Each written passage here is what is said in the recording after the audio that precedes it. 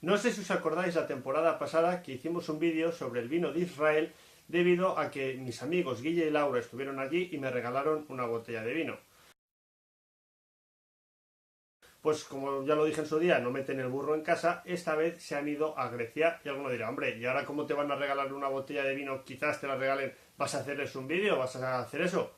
Pues sí, básicamente. Hombre, a ver, que yo no pido, pero como decía mi abuela, tú no pidas, hijo, pero a ti si te dan, cógelo.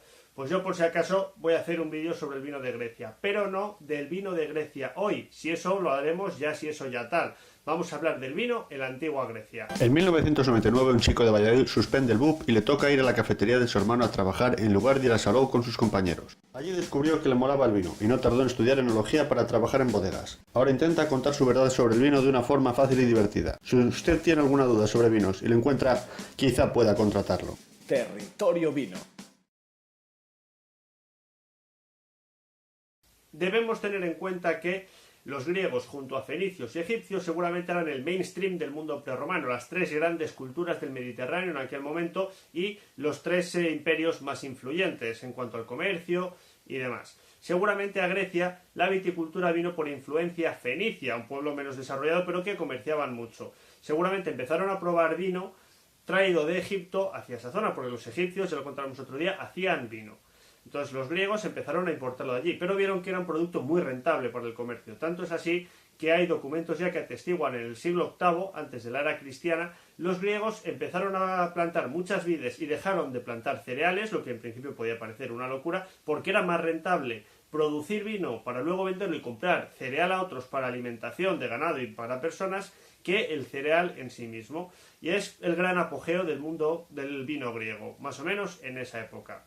Sabemos cosas sobre su viticultura, eran bastante místicos, por decirlo así, es decir, todavía no estaba nada claro en aquel momento, con los romanos ya empezaron un poquito, pero en aquel momento era todo un poquito de supersticiones. Para hacernos una idea, uno de los tratamientos que se recomendaban en diferentes escritos para evitar las enfermedades fúngicas era, agárrate, coger una gallina, cortarla a la mitad, cada gallina la debería coger un efebo, es decir, un joven, circundarla alrededor de la viña, cada uno por un lado, hasta llegar donde se encontrasen y ahí entoñarla, hacer un agujero y meterla. Pensaban que así, que era muy cándido, iban a evitar las enfermedades fúngicas, cosa que no tiene ningún sentido.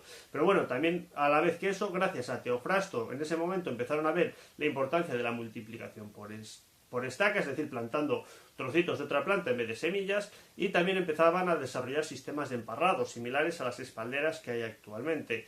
Y se empezaron a dar cuenta que las vides, cuando daban menos uva, luego daban un vino de mejor calidad.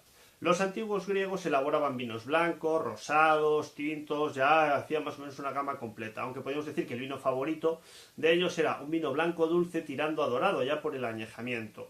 Sabemos más o menos cómo era su sistema de elaboración. Lo primero era vendimiar las uvas, tirando a bastante maduras, y se depositaban en unas piletas, donde se pisaban con los pies a ritmo de flauta.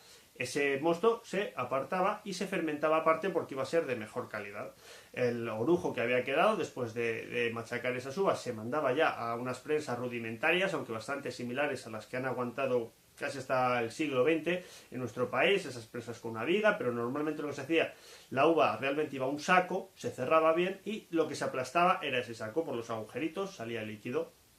Y ese orujo ya seco después del prensado se volvía a remojar con agua para sacar, por decirlo así, tres calidades diferentes. Lo que ahora llamaríamos un mosto en flor, solo de pisar con los pies, luego otra fracción que era el mosto de prensa y luego ese orujo remojado para hacer un vino más ligerito que también podía ser comercializado.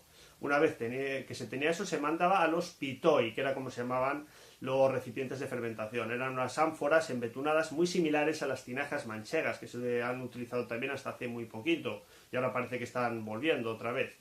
Y después de la fermentación se dejaba de reposar hasta más o menos febrero, marzo, donde ya se traspasaba al recipiente final, que solían ser o unas ánforas muy parecidas a las que usaban los fenicios, terminadas en punta, o pellejos de animales.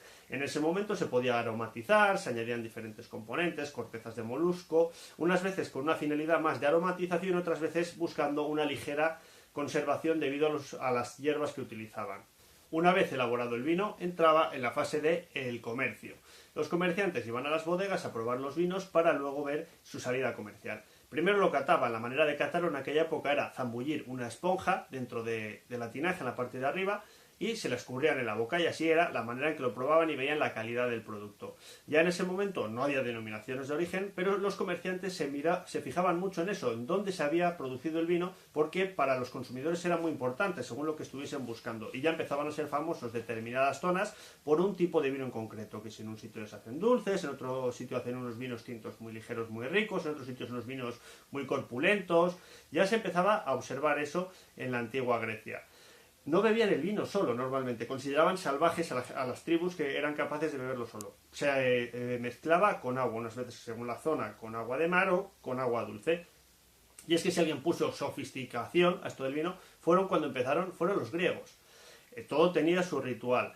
Había una persona incluso que se encargaba de preparar el vino. Normalmente se bebía en unos eventos después de las cenas, los simposios, de ahí viene esa palabra, donde el simposiarca era el que se dedicaba a hacer esa mezcla de vino con agua según lo que se fuese a tratar después de la cena, por decirlo así. Es decir, si se iban a contar chistes y se iban a decir chorradas, pues se añadía más vino, pues daba igual, pero si se iba a hablar de un tema serio, de política, filosofía o algo así, se añadía más agua y menos vino, y esa persona era la que se encargaba de prepararlo en las cráteras, que era una especie como de jarrón ancho, que era donde se hacía la mezcla, y luego de ahí lo servía a los kiliks, que eran muy parecidos a esas copas de cava que tienen nuestras madres y abuelas antes, que son como muy anchotas, pues eran de ese estilo, pero de cerámica normalmente, otros materiales nobles, con dos asas muy pequeñitas para beber así. Era como se consumía el vino, se bebía una cantidad a veces hasta caer abotargado en esos simposios, según del tema que fuese a tratar. Los griegos eran una gente muy hedonista y le gustaba mucho disfrutar de la vida. En ese momento se bebía bastante vino en Grecia, pero todo ese vino que se producía realmente era un producto de comercio muy caro, dedicado a las élites sociopolíticas de las ciudades, de las polis. El vino no se convirtió en una bebida realmente popular en el que todo el mundo bebía vino hasta el Imperio Romano.